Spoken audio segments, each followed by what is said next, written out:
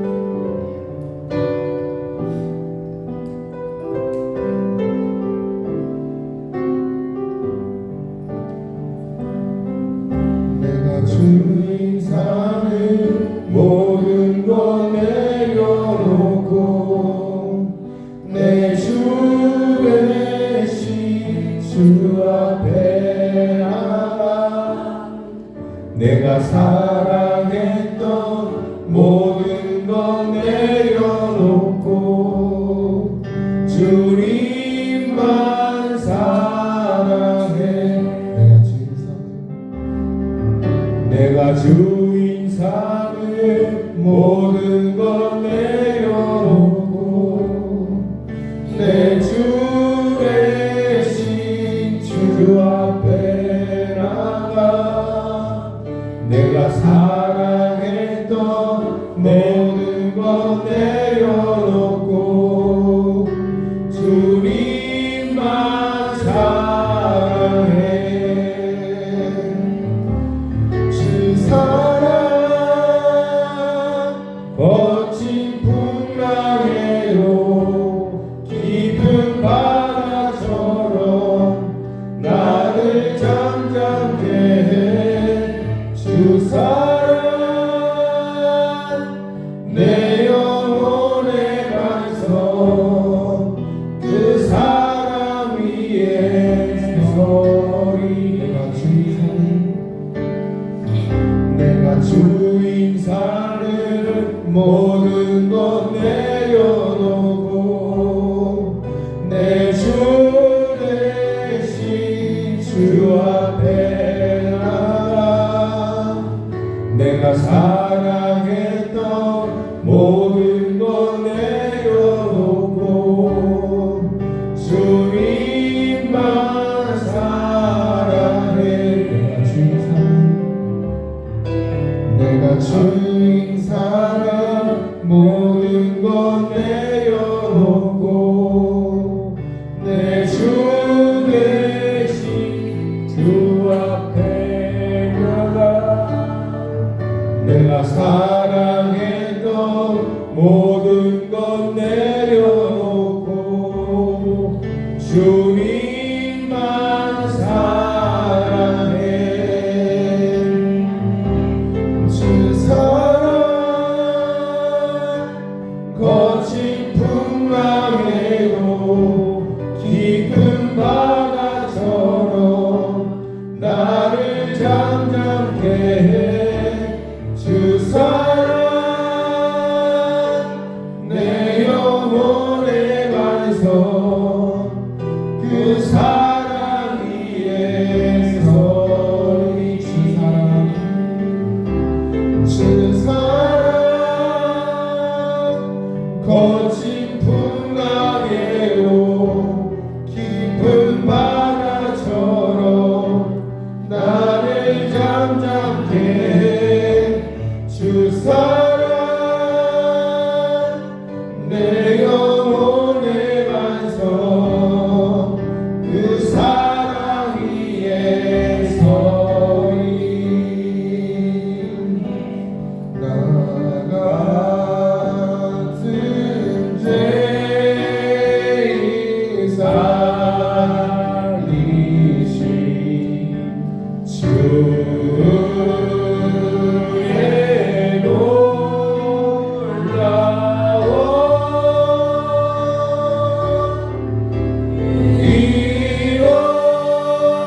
잃었던 생명 찾아고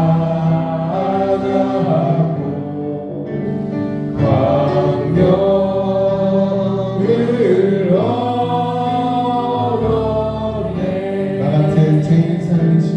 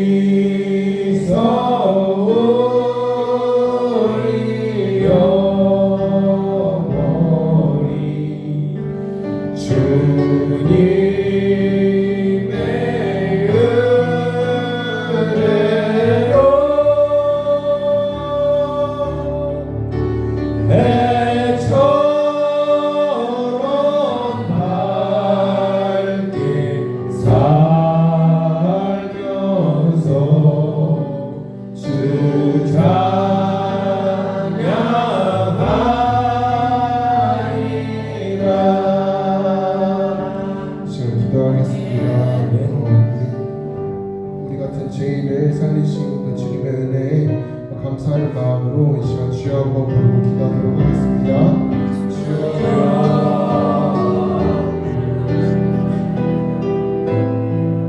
옆 사람에게 인사합니다. 주의 이름으로 사랑합니다. 주의 이름으로 사랑합니다.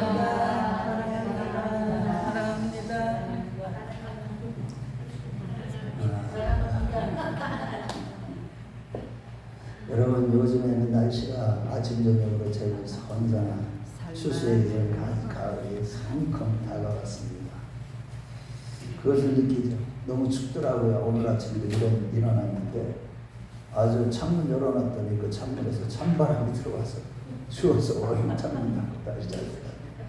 날씨가 요즘에는 이제 겨울 벌써 어제 그저 며칠 전만 해도 더워서 그냥 하다가 또 그냥 금방 또 때가 되니까 절기상 추수의 계절 가을이 됐습니다.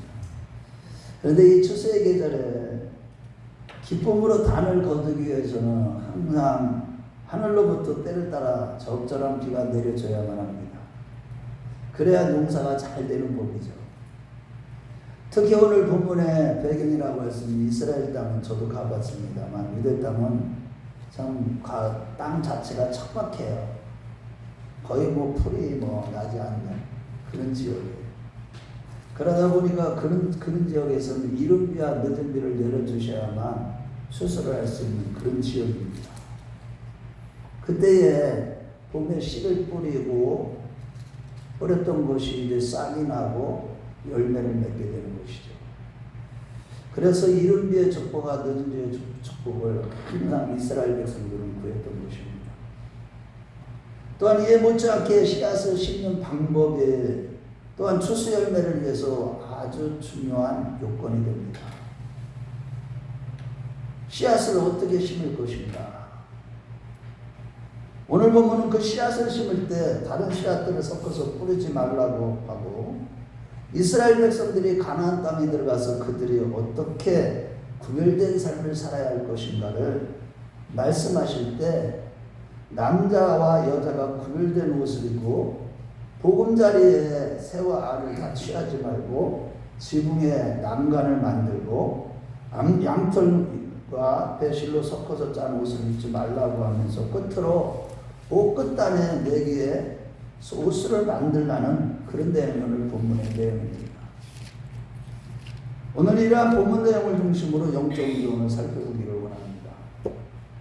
첫째로 성도들의 거룩한 삶은 하나님을 영화롭게 하는 것, 즉 하나님께 영광인 동시에 우리 성도들에게는 행복이라는 것이에요.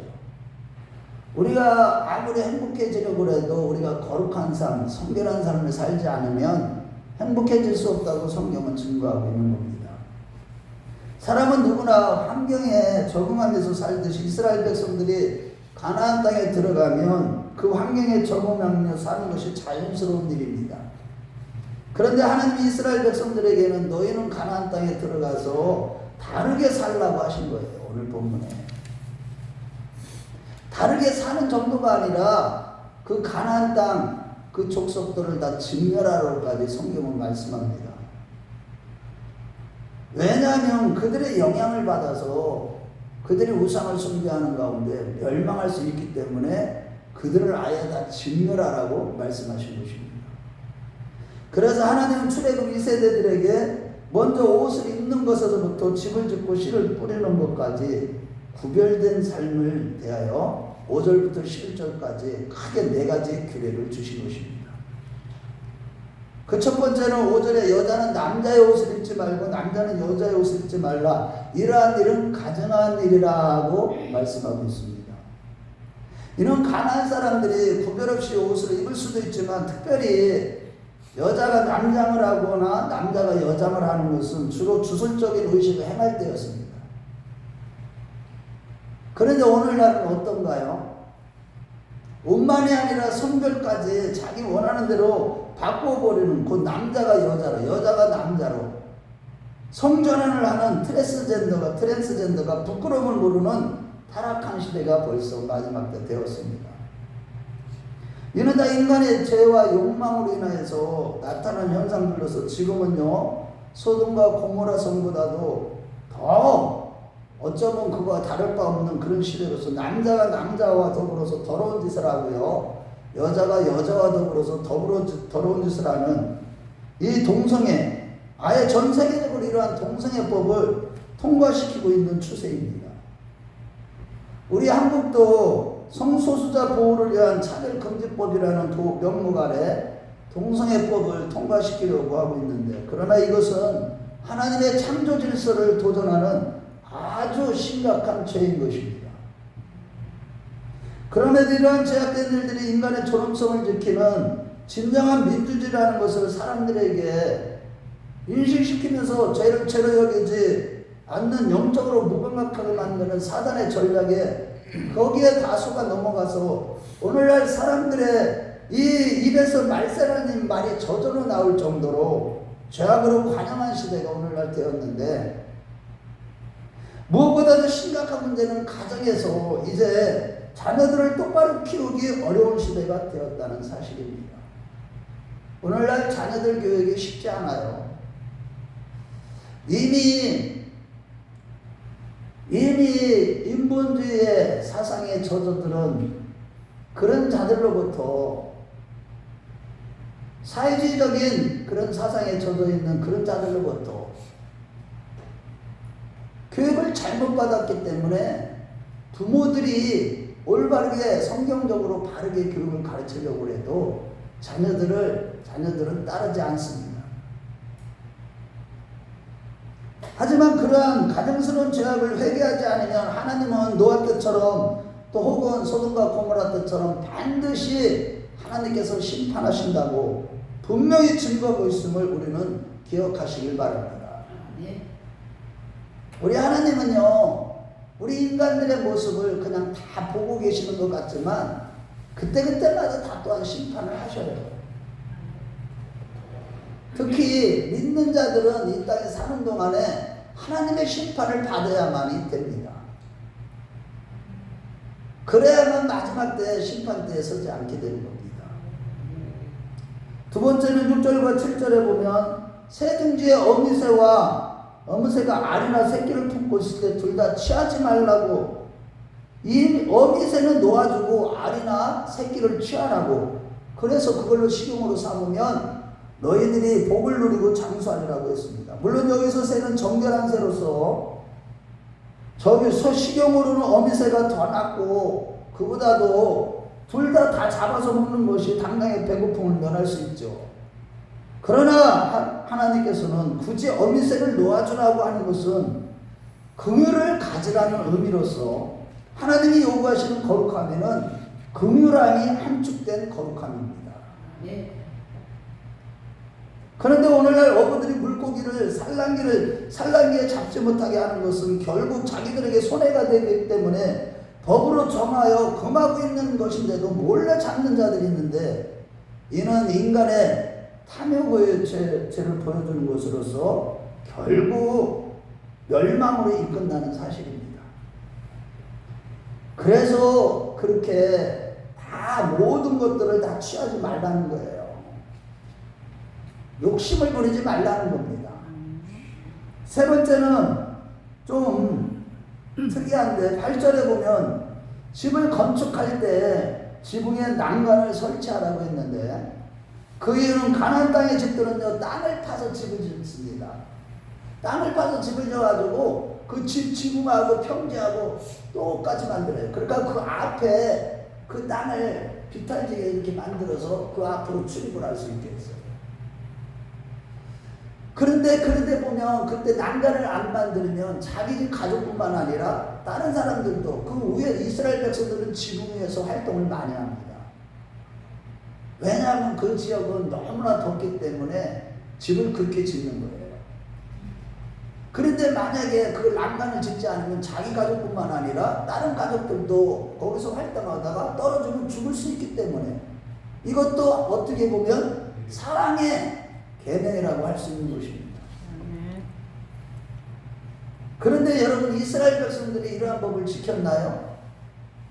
열왕기하 1장에 보면 아합 왕의 아들 아하시아가 왕이 되었을 때 그가 지붕 다락에서 떨어져서 병들었는데, 그때 그는요, 이것이 자기가 너무 심한 병이 들어서 다 타락에서 떨어진 거야. 아시아 왕이. 아방의 아들 다 아시아 왕이 됐을 때. 그래갖고 그 신하들한테 그 에그론의 신 바알세부에게 물어보고 와라. 내가 죽을 건지 살 것인지. 그래갖고 신하들이 가는 도중에 그때 엘리야 선지자가 나타나가지고 이스라엘에 하나님이 없어서 그 이방신을 만나러 가느냐. 반드시 아시아는 그 왕은 침상에서 죽을 것이라고 예언했고 그 예언대로 아시아 왕은 죽는 겁니다. 이는 곧 아합과 아시아 시대의 악함을 보여주는 것으로서 우상 숭배가 만연했기 때문에 그 당시에는 왕이라는 거 하는 자가 하나님께 묻지도 아니한 것이죠. 이미 우상과 연합되어 있어가지고 율법은 다 읽어주거나 가르치고 지키는 일도 없는 악한 시대가 되었던 것입니다. 하나님의 말씀과 무관하게 다 살아간 거예요. 그러나 그때 만일 왕을 비롯해서 백성들이 하나님의 사랑이 함축된 율법을 제대로 알고 지켰다면 타락 난간을 만들었을 것입니다.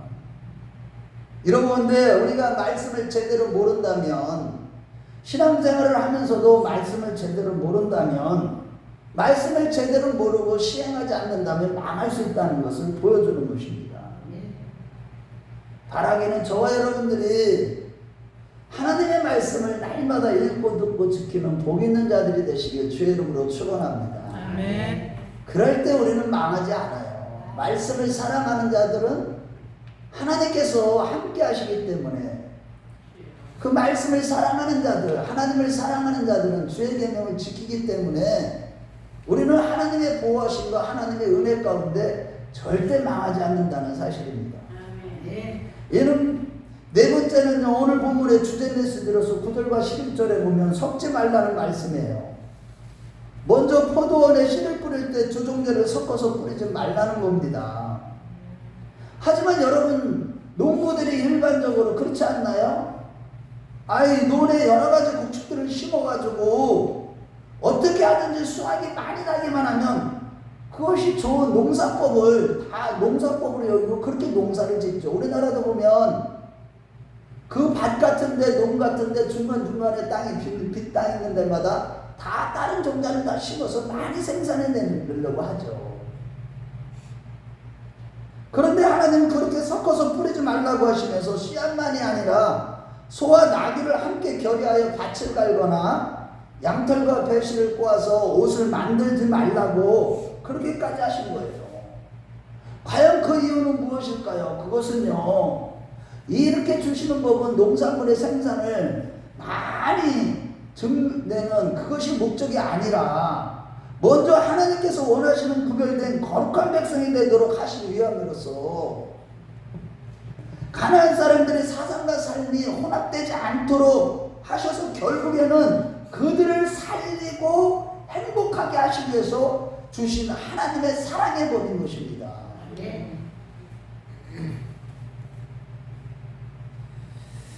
그러니까 제가 오후 예배 때 늘 말씀을 드리는 대로 우리가 무엇을 어떻게 하고 무엇을 많이 하고 착한 일을 많이 하고 하나님의 일을 많이 하는 것이 중요한 것이 아니라 내가 하나님 앞에서 누구냐, 거룩한 자로 살아가느냐, 영적인 자로 살아가느냐, 아니면 세속에 물든 자, 세상을 사랑하면서 육신에 속한 자로 살아가느냐, 이것이 더 우선이라는 거예요. 내가 누군가가 더 우선이라는 거예요. 하나님은 너희들이 이 땅에서 하나님 앞에서 정말 영에 속한 자냐, 늘 말씀에 붙들려 살아가는 하나님께 속한 자냐, 이것을 항상 묻고 계시고 그럴 때 하나님께서 진정으로 복을 주시고 이 땅에서 행복하게 해주시기 위해서 우리에게 이러한 계명들을 주시고 말씀들을 주시는 겁니다.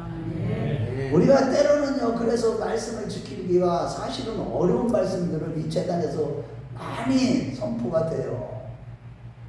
그거 우리가 사람이 우리 자신이요 변한다는 거, 이거 하나님의 말씀과 하나님의 능력이 아니면 변할 수가 없기 때문에 우리가 진짜 하나님의 사람, 성령의 사람, 믿음의 사람이 되기 위해서는 날마다 하나님께서 주시는 말씀 우리가 지키기는 어렵지만 끝까지 목숨 걸고 지킴으로 우리가 진짜 하나님이 원하시는 사람이 되었을 때 하나님께서는 그때 우리에게 복을 주시고 이 땅에서 행복한 자로 만들어준다는 사실을 믿으시기 바랍니다. 그래서 우리 신명기 10장 13절을 한번 보겠어요. 하나님께서 그래서 계명들을 주시는 이유가 뭐 때문에 주시는지를 신명기 10장 13절에 뭐라고 했습니까? 우리 한번 찾아보겠어요. 신명기 10장 13절. 자,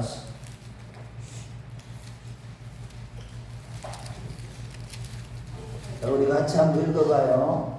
신명기 10장 13절. 그 앞에죠. 우리 15분 보면 22장이었는데. 자, 같이 읽겠습니다. 시작. 내가 오늘 내 행복을 위하여 내게 명하는 여호와의 명령과 규례를 지킬 것이 아니냐. 우리가 하나님의 주시는 명령을 지킬 때 행복해진다고 주님이 말씀하신 겁니다. 여러분, 그런데 자, 저를 보세요. 우리 교회에서 이렇게 선포되는 말씀 다 지키기가 쉬워요, 어려워요? 어렵죠. 그래도 여러분 힘써서 한번 싸워보세요. 그 말씀대로 순종하며 한번 살아보시라고요. 그랬을 때 우리 하나님께서 우리에게 행복한 자로 만들어 주시는 겁니다. 그런데도 이런 하나님의 말씀대로 우리가 거룩한 자로 살아가라고 그렇게 말씀하시는데도 그저 늘 생각과 재미를 쫓아가는 이 세상을 사람들과 사상이나 삶이 혼합되어 버린다면 반드시 우상숭배로 가게 되고요. 결국에는 망하는 반면에 우리 오직 세상과 구별된 거룩한 삶, 이 말씀을 듣고 내가 거룩한 삶을 살아갈 때 그때 하나님께는 영광이 되고 우리에게는 행복함이 찾아온다는 사실을 믿으시기 바랍니다. 특히 마지막 환난의 시대인 오늘날 아무리 힘들어도 늘 주님의 은혜를 의지하는 가운데 말씀에 순종해서 세상과 철저히 구별된 거룩한 삶을 살아가셔서 그때마다 부어주시는 하나님의 모든 충만한 기쁨이 넘치고 순결한 중에 누구도 줄 수 없는 진정한 만족을 얻는 우리 모두가 되었으면 좋겠습니다. 둘째로 성도는요, 예수 그리스도의 피의 공로에 어떤 것도 섞지 않는 그러한 자가 바로 성도라는 겁니다. 참 성도라는 거예요. 예수 그리스도의 피의 공로 외에 어떤 것도, 어떤 사람도, 어떤 의도, 나의 어떤 의도 섞지 않고 오직 복음에 순수하게 복음만 믿는 자들, 복음만 의지하는 자들, 예수님의 보혈의 피의 공로만 의지하는 자들이 진짜 성도라는 거예요. 12절에 보면 옷에 술을 보면서 방종케 하는 마음, 또 눈에 욕심을 쫓지 않게 하시기 위해서 술을 만들려고 했어요. 우리 한번 12절 말씀을 읽어보겠어요. 오늘 본문 12절, 22장 12절. 자, 여러분 오늘 말씀이 중섭도 중요합니다. 마지막 이 한 절을 가지고 오늘 핵심 말씀을 드릴 거예요. 자, 같이 읽어봐요. 시작. 너희는 너희가 입는 겉옷에 내기에 술을 만들지니라. 아니, 옷을 그냥 이렇게 만들면 되는데 여기다가 저기에다가 술을 만드는 거예요. 그 끝을 이렇게 이렇게 술을 만들어. 아, 왜 그렇게 술을 만들려고 그랬을까요? 우리 한번 찾아보겠어요. 민수기 15장으로 가봐요. 37절부터 40절까지인데 우리 한번 15장 39절 40절만 보겠어요. 민수기는 신명기 앞에 있어요. 민수기 15장으로 한번 가봐요. 자, 신명기 앞에 보면 민수기 15장 37절부터 40절까지인데 이 술을 달라고 하는 이유가, 자, 특별히 39절부터 40절을 읽어보겠어요. 자, 시작. 이 술은 너희가 보고 여호와의 모든 계명을 기억하여 준행하고 너희를 방종케 하는 자신의 마음과 눈의 욕심을 따라 음행하지 않게 하기 위함이라. 그리하여 너희가 내 모든 계명을 기억하고 행하면 너희 하나님 앞에 거룩하리라. 아멘. 어떻게 뭐를 쫓지 않게 하기 위해서요? 예, 여기 보면 방종케 하는 마음과 눈의 욕심, 이것을 쫓지 않게 하기 위해서 이 술을 달게 하신 거예요, 옷에. 그러면서 여호와의 모든 계명을 기억하고 준행해서 하나님 앞에 거룩한 자가 되도록 그래서 술을 달라고 명령해 주신 것입니다. 하지만 이스라엘 백성들은 옷에 술을 보면서도 이 율법대로 술을 달았어요. 그렇지만은 율법과 규례의 법들을 지키지 않았다는 겁니다. 역사적으로 보면 성경적으로 봐도 지금까지도 그들은 지키지 않았다는 겁니다. 먼저 이사야서 1장 말씀에 보면 그들은 성전의 마당만 밟을 뿐이었다고 하시면서 그들의 마음은 욕망으로 가득했다고 이사야 선지자를 통해서 하나님은 이스라엘 백성들 술을 보면서도 그들은 거룩한 삶을 살지 않았다는 거예요. 마음의 욕심을 쫓아가고 눈의 욕심을 쫓아가고 그 마음 방종케 하는 마음을 쫓아갔다는 겁니다. 아모스서 8장 4절에서 7절에서는 또 그렇게 말씀하셔요. 궁핍한 자를 삼키며 땅에 가난한 자를 많게 하려는 자들아 이 말을 들으라 라고 하시면서 그들은 절기를 지키지만 정작 궁핍한 자들의 것을 속여 빼앗은 그들의 마음은 탐욕으로 가득했다고 증거하고 있어요. 아모스서 8장 4절에서 7절에도 그들은 이런 술을 보면 그것을 하나님 율법과 규례의 법들을 기억하고 그거를 지켜서 거룩한 자로 변화되어야 되는데 이것을 보면서도 그들은 그렇게 살지 않은 거예요. 그래서 결국은 이사야서 29장 13절 말씀을 보겠어요. 이사야서 29장 13절 하나님이 뭐라고 말씀하시는지. 겉으로는 율법적으로 그렇게 행하는 것 같이 했는데 술을 담기도 했는데 율법대로 그런데 그들의 삶은 그렇게 살지 않았다고 아모스서 8장 4절과 이사야서 1장에 말씀하고 있는데 이사야서 29장 13절에는 뭐라고 그러시는지 한번 읽어보겠어요. 이사야서 29장 13절 이사야의 말씀은요 1000페이지에 있어요. 구약성경 1000페이지 다 찾으셨으면 아멘. 자, 우리 이사야서 29장 13절 한번 보겠어요. 자, 시작. 주께서 이르시되 이 백성이 입술로는 나를 가까이하며 입술로는 나를 공경하나 그들의 마음은 내게 멀리 떠났나니 그들이 나를 경외하면 사람의 계명으로 가르침을 받았으리라. 여러분, 자, 저를 보세요. 이스라엘 백성들은 결국은 율법과 규례와 법들을 지켜 그 술을 만들라니까 술을 만들어. 그런데 그 술을 보고 술을 만들라고 하신 그 목적대로 하나님의 규례와 법들을 지키는 것이 아니에요. 형식적으로는 해, 하는 것 같지는 해. 그러니까 어떻게 되는 거예요? 마음은 하나님께서 모르는 거예요. 입술로는 하나님을 사랑한다. 입술로는 교회를 다니면서 성도들도 사랑한다. 가난한 사람도 사랑하고 모든 사람 사랑하고 하나님을 사랑하고 말로다는 해. 그런데 실질적으로 그들의 마음은 어떻다는 거예요? 하나님에게서 멀리 떠났다는 거예요. 하나님이 그거를 다 보고 계시는 거예요. 실질적으로 마음이 그러니까 행동으로 안 하지 않는 거예요. 그래서 사도 바울도 이게 우리의 사랑은요 입술만 하는 것이 행함과 진실함으로 하라고 요한 사도는 그렇게 가르친 거예요.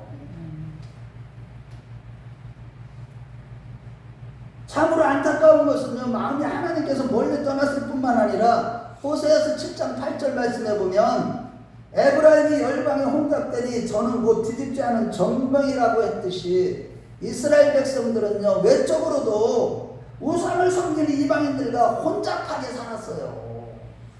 한마디로 교회는 다니고 나 예수 잘 믿는 것 같이 하는데 교회 나가면 세상 사람들과 같이 세상 사람들이 술 먹고 같이 술 먹고 담배 피고 같이 담배 피우고 세상 사람들이 더러운 짓 하면 더러운 짓 하고 욕심 부리면 욕심 부리고 똑같이 세상의 풍속을 쫓아 세상의 재미를 쫓아가고 맨 이런 삶을 살아가는 겁니다.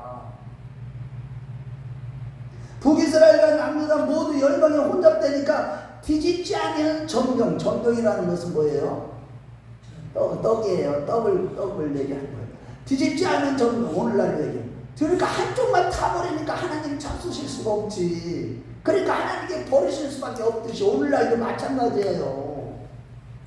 교회를 다니면서도 뭐 나름대로 열심히로 막 주일도 지키고 뭐 기도에도 참석하고 봉사활동도 하고 예배도 드리고 하지만 삶 가운데 그렇게 살지 않고 마음이 하나님께서 멀어지니까 하나님이 어떻게 하는 거예요? 그러니까 하나님께 버림을 받는 거예요. 그래서 오늘날 마지막 때 믿음인 자를 보겠느냐 하시는 거예요. 수많은 사람들이 교회를 다니지만 성령으로 시작했다 육체가 마치는 자가 그렇게 많고요. 오늘날 교회를 다니지만 지옥으로 떨어지는 자가 그렇게 많은 이유가 여기에 있는 거예요. 뒤집지 아니하는 전병. 뒤집지 아니하는 전병 같은 신앙을 가진 자들이 오늘날 우리 한국교회를 비롯해서 우리 주변에 많은 크리스찬들이 그렇게 살아가고 있다는 사실이에요. 여러분, 예수님 당시에도 바리새인들과 서기관들과 관원들은 또 유대인들의 삶은 다 그랬어요. 그들은 피상적으로 예를 들어 신명기 14장 10절 말씀에 보면 오늘 말씀과 비슷한데 염소 새끼를 그 어미 젖에 삼지 말지나 가신 이 법을 지키기 위해서 우유와 고기를요 함께 먹지도 않았을 뿐만 아니라 심지어 우유와 고기를 담은 그릇도 따로따로 놓고 고기를 먹고 나서 최소한 몇 시간이 지난 다음에 우유를 먹었는데 젖과 고기가 섞이지 않도록 하기 위해서 이렇게 철저하게 율법을 지키고자 애썼던 이 유대인들, 더 나가서 장로들의 유전, 더 엄격한 유전까지도 지킨 거예요. 그래서 마태복음 15장 1절에서 2절 말씀해 보면 그들은 예수님께 나와서 당신의 제자들이 율법을 어기면서 장로들의 전통을 범하니까 당신의 제자들이 신앙이 없다는 뜻으로 고발을 한 거예요. 손을 씻지 않고 음식을 먹었다는 것이죠. 그랬을 때 주님은요, 너희는 장로들의 유전을 지키기 위하여 하나님의 계명을 범하는 자들이라. 너희는 고르바 곧 하나님께 드림이 되었다고만 하면 부모를 공경하지 않는다고 하면서 이러한 일은 뭐라고 그랬어요? 너희 유전으로 하나님의 말씀을 피하는 것이라고 그들을 책망하신 겁니다. 하나님께만 하면 되니까 집안은 누가 죽든지 말든지 고통 당하든지 말든지 나로 인해서 상처를 받든지 말든지 그냥 하나님만 섬기면 된다는 식으로 그런 식으로 신앙생활을 한 겁니다. 그래 주님이 그걸 책망하는 거예요. 그러시면서 이 백성이 입술로는 나를 존경하나 마음은 내게서 멀더라라고 하시면서 사람의 계명으로 교훈을 삼아 나를 섬기니 나를 헛되이 경배하는도다 라고 말씀하시는 거예요. 우리가요 교회를 다니면서도 하나님의 말씀은 버젓이 음란한 짓 하지 말아라, 술 취하지 말아라 분명히 말씀하는데도 사람들이 계명이 뭐예요? 그때 사람들은 뭐라고 그래요? 술 먹는다고 지옥 안 가? 담배 피운다고 지옥 안 가? 음란한 짓 어디 한번 갔다 왔다고 지옥 안 가? 그러면서 하나님을 섬긴다고 하니까 하나님을 헛되이 경배한다 이런 식으로 하나님이 말씀하신 거예요.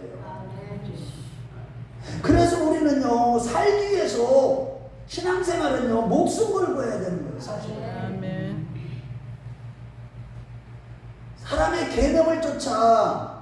사람의 계명을 쫓아 사람의 계명이 뭐예요? 오늘날 보면 인본주의 사상이 교회 안에 얼마나 많이 들어왔는지 몰라요. 기복주의적인 사상.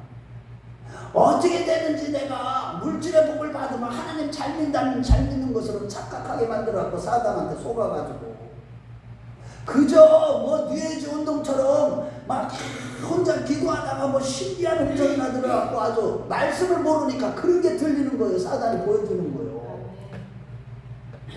그러니까 하나님을 헛되이 경배하는 거예요. 그러면서 19절에 아무리 율법적으로 너희들이 의롭게 살고 거룩하게 살아도 사람의 입에서 나오는 것이 악한 생각과 살인과 간음과 음란과 도적질과 거짓 증거와 해방이 나온다고 주님이 말씀하신 겁니다. 우리 인간은요, 내 자신을 신뢰하지 않는 우리가 할례당해. 우리는 내 자신도 믿으면 안 돼. 신뢰할 수가 없어요. 우리는 오직 예수 그분 한 번밖에 믿으리가 아주 없는 겁니다. 천하인간의 구원을 얻을 만한 다른 이름은 우리에게 주신 적이 없어요. 우리 자신도 신뢰하면 안 돼요. 목사도 신뢰하면 안 돼.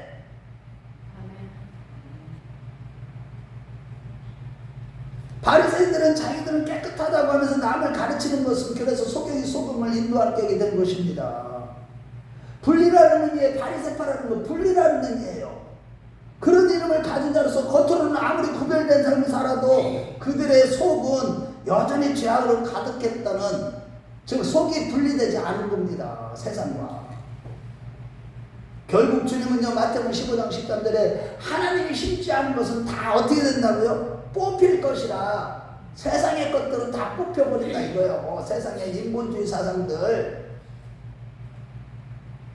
한마디로 마태복음 23장 5절에 그들은 술을 크게 하며 경문을 넓게 함으로 나는 하나님의 말씀을 잘 기억하고 지킨다는 것을 과시하는 치장용으로 삼으면서 속에는 온갖 죄악들이 가득한데도 겉으로는 구별된 것처럼 위장하고 외식했던 자들이 바로 예수님 당시에 유대인 그 지도자급들인 서기관과 바리새인들, 이런 자들이었습니다. 다른 말로 해서 에베소 5장 9절에 사도 바울이 오직 빛의 열매는 뭐예요? 모든 착함과 의로움과 진실함에 있다고 그랬는데 그들은 진실하지 않은 거예요.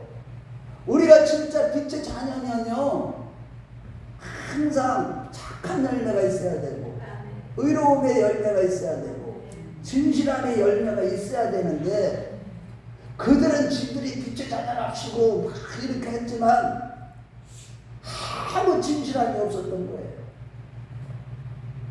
그렇다면 여러분, 이렇게 허물 많고 죄 많은 구제불능의 인간들을 예수님은 어떻게 무엇으로 이 세상으로부터 우리를 구별해서 구원하시는 거냐 이거예요. 그것은 다른 거 아니에요. 오직 하나, 예수님의 보혈의 능력인 줄로 믿으시기 바랍니다. 아멘. 예수님의 보혈의 피의 공로로 우리가 모든 죄로부터 다 구속함을 받고 거룩함에 이르게 되고, 할렐루야, 아멘, 구원함에 이르는 줄로 믿으시기 바랍니다. 아멘. 다시 말해, 인간의 어떤 자격이나 조건을 구별되는 것이 아니라 오직 죄 없으신 예수님께서 십자가에서 흘리신 대속의 피로써 우리를 세상으로부터 구별해 주시는 것이 하나님의 능력이고 역사인 것입니다. 예수님께서 의인으로서 부귀한 자를 대신하여 죽으심으로 율법의 요구를 다 이루시고 구별해내시는 겁니다. 이스라엘 백성들이 출애굽할 때 6월절 어린 양의 보혈의 피로 이스라엘 백성들을 구별하셨던 것처럼 세례 요한이 보라 세상 죄를 지고 가는 하나님의 어린 양이라고 하셨던 그 하나님의 어린 양의 피로서 우리를 구별해 주시는 것입니다. 이러한 맥락에서 주님은 산상수훈에서 마태복음 5장 20절에 너희가 서기관과 바리새인들의 의보다 낫지 않으면 결단코 천국에 들어가지 못하리라고 하신 거예요. 우리가 서기관과 바리새인들의 의보다도 더 낫지 않으면 결단코 천국에 들어가지 못한다. 이 의미는 무엇이겠어요? 서기관과 바리새인보다도 더 나은 의는 다른 게 아니에요.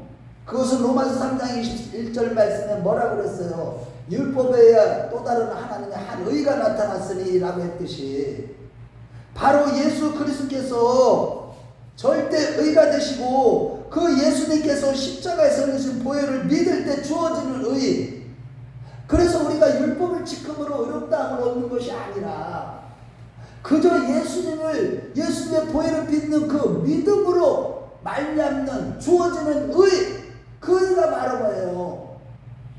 우리가 예수님께서 십자가에서 내 죄를 대속하는, 그래서 모든 율법의 요구를 다 성취하시는 그 피를 믿는 그 믿음으로 주어지는 의, 할렐루야. 아멘. 그래서 결국에는요, 로마서 3장 25절 26절 말씀대로 하나님도 의로우시고 또 그 피를 믿는 우리도 의롭다고 의롭게 만드시는 겁니다. 할렐루야. 아멘. 우리 하나님이요, 이 기막힌 이 구속의 비밀, 이것이 엄청난 겁니다. 하나님의 또 다른 율법의 또 다른 의, 그 의가 뭐냐? 예수 그리스도께서 이 땅에 오셔서 우리에게 우리 죄를 위하여 다 십자가에서 피를 흘리신 것, 그것이 바로 율법의 요구를 다 완성하시는 그 피였어요. 그런데 그 피를 믿는 자들에게 주어지는 의인데, 그래서 결국에는 하나님도 의로우신 분이고 예수를 믿는 우리도, 예수님의 보혈의 피를 믿는 우리도 의롭다 하시고, 할렐루야. 얼마나 멋있습니까 우리 하나님이.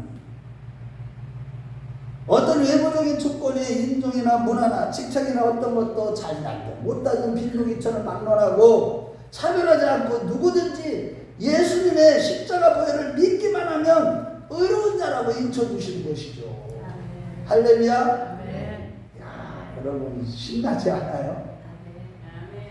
다시 말해 육체가 된 모든 인간들의 실상은요, 율법의 정죄를 받아 죽은 자들이나 그것으로 끝나지 않고 예수님의 십자가 보혈로 다시 살리시는 이것이 이 세상 백성들, 이 세상 사람들과 자기 백성들을 구별하시는 유일한 방법이요, 크고 놀라운 은혜의 복음인 것입니다.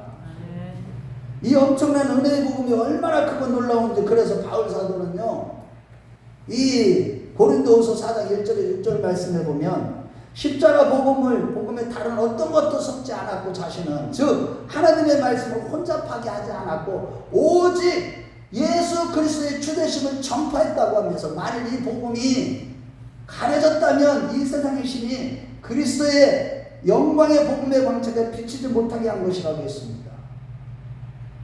여러분 이 말씀의 뜻을 잘 이해합니까?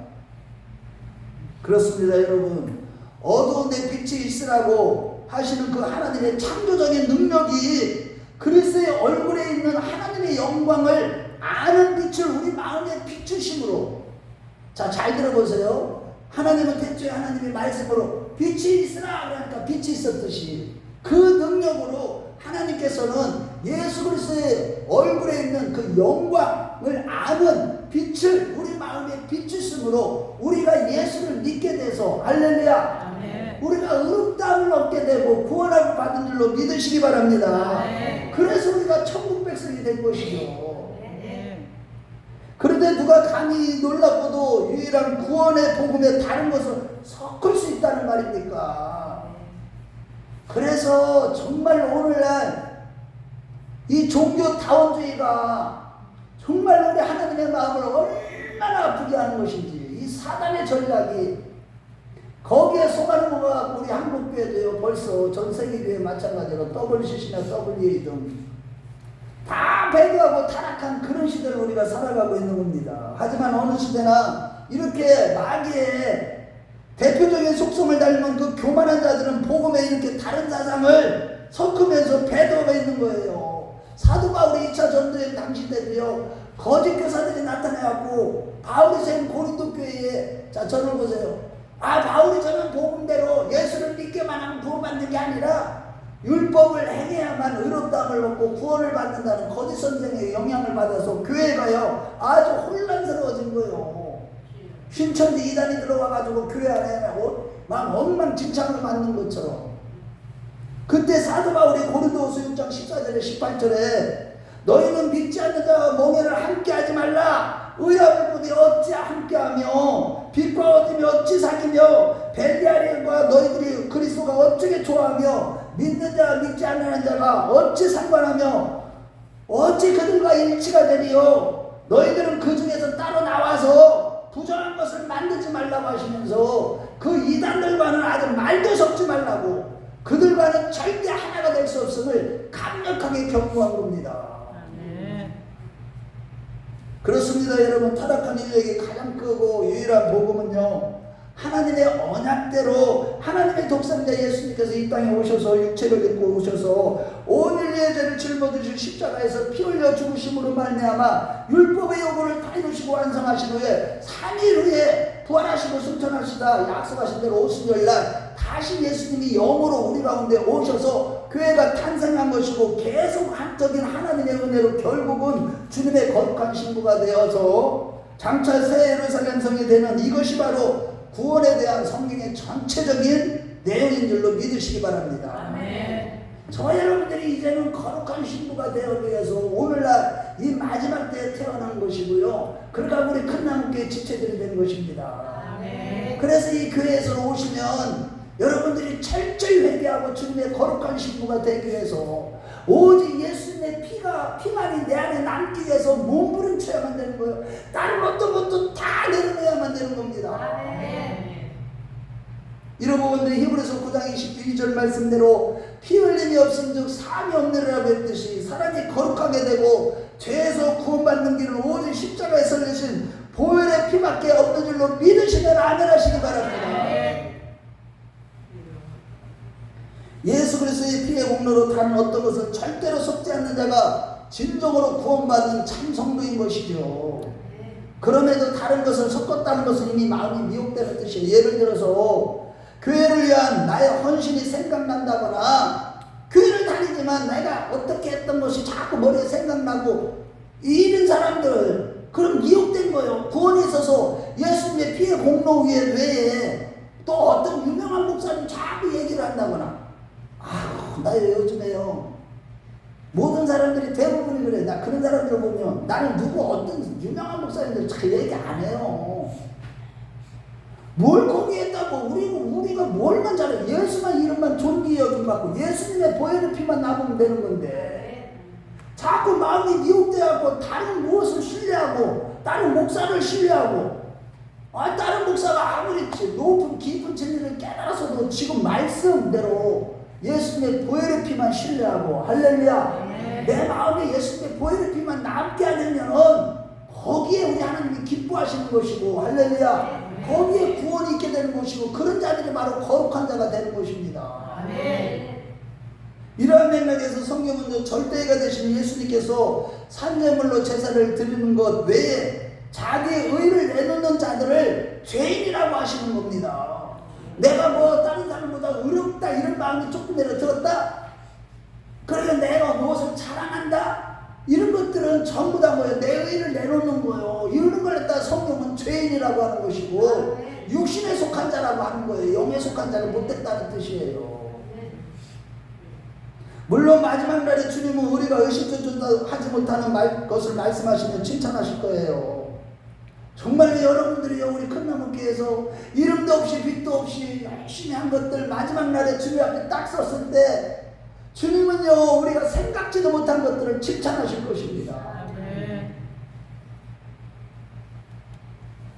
이때 내가 언제 주님이 목마르실 때 마실 물을 드렸고 내가 언제 주님의 마음을 합하여서 주님의 마음을 알아서 모든 헌신을 하고 희생했는지를 주님께 질문하게 될 것입니다. 이 얼마나 영광스러운 일입니까 여러분. 그런데 이러한 영광은 우리가 보혈의 피에 어떤 것도 섞지 않는 거룩한 삶의 결과라는 것입니다. 오직 우리 마음에 예수의 피밖에 즉 말씀밖에 아무것도 남지 않아야만 하는 것입니다. 우리 모두 이러한 자들이 다 되시길 주의 이름으로 축원합니다. 결론입니다. 참신앙은요 항상 십자가 보혈을 의지하고 어떤 죄를 짓거나 어떤 문제를 만났어도 즉시 주님의 보혈의 피를 의지하는 겁니다. 거기에 어떤 것도 섞지 않는 것이죠. 그러나 만일 자기의 의를 주장하는 즉시 그는 절대의가 되신 예수님의 흘리신 보혈의 피의 공로에 흠을 내는 자로서 그가 누구이건 간에 하나님께 버림을 당하게 되는 것입니다. 마지막 때 자기의 의를 내놓으면 하나님께 버림을 받을 수밖에 없어요. 반면에 아무리 큰 실수와 죄를 범했을지라도 예수님의 보혈을 의지하는 그 즉시 모든 세력들이 물러가고 영육간에 구원의 복을 받는 것이죠. 그러므로 여러분 오직 주님의 보혈만이 우리의 능력이고 힘이고 우리의 모든 것이며 지옥의 권세를 이긴다는 확실한 믿음을 가지고 보혈만 의지하는 우리 모두가 되시길 주의 이름으로 축원합니다. 실로 누구든지 예수님의 보혈을 의지하지 않는 자들은 다 지옥이고 그 지옥이 얼마나 무서운지 말로 표현할 수 없을 정도이지만은 그러나 주님의 보혈을 의지할 때 우리를 지옥으로 끌고 가는 모든 죄악의 권세를 다 이길 수가 있는 것입니다. 할렐루야. 오직 예수님의 예수님의 보혈의 피의 권세만을 우리를 의지하고 그것만을 부르짖고 그것만을 매달리고 내 안에 오직 예수님의 보혈의 피가 되는 말씀만 남는 자들이 되시길 축원합니다. 그러므로 지금 마지막 때를 살아가면서 무엇보다도 먼저 힘써서 성전에 모여 예배하고 기도하며 헌신봉사하는 가운데 주님의 십자가 보혈로 우리의 모든 죄를 씻어서 의의 세마포 옷을 빠는 복된 자들이 되십시다. 아멘. 날마다 교회에 모여서 뭐를 해야 돼요? 말씀을 들어야 됩니다. 보혈의 피가 내 마음에 남아야 돼. 그래서 세마포 옷을 깨끗이 빠는 자가 그런 자가 복이 있다고 성경은 계시록에 말씀하시는 것이죠. 반드시 이런 자는 성결한 자가 되어서 마음의 진정한 만족과 기쁨과 행복을 느끼게 될 것입니다. 소망이 넘치는 가운데 주님과 동행하는 복을 누리다가 마지막 날발에 호련히 변화되어 공중에서 주를 영접하는 복된 자들이 되실 것입니다. 우리 모두 이러한 자들이 다 되시길 주의 이름으로 축원합니다. 주의 이름으로 축원합니다. 우리 다 같이 기도하겠습니다.